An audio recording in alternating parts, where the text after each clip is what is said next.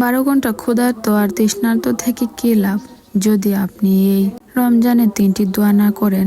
তখন আল্লাহ বলেন, আমার কাছে চাও তোমার কি কি লাগবে। নাম্বার 1, সেহরির সময়।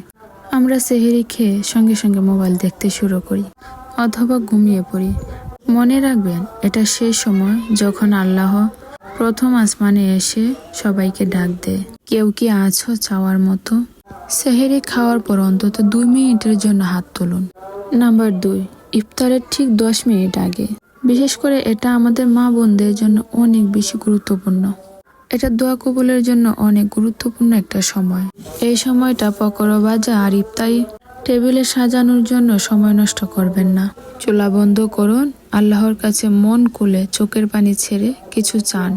কারণ হাদিসে আছে, রোজাদারদের ইফতারের সময় করা দোয়া কখনো ফিরিয়ে দেওয়া হয় না। নাম্বার 3, আজান ইকামতের মধ্যবর্তী সময়। মসজিদে আজান হওয়ার পর জামাত শুরু হতে 10 থেকে 15 মিনিট সময় থাকে। ওই সময় যে দোয়া করা হয় তা সরাসরি আরশ পর্যন্ত পৌঁছে যায়।